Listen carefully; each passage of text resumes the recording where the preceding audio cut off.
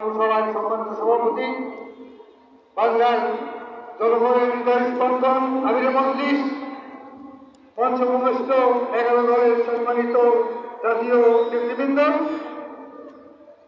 আমাদের জাতীয় নেতৃবৃন্দ এবং আমার আমির মজলিসের আমরা কথা শুনব।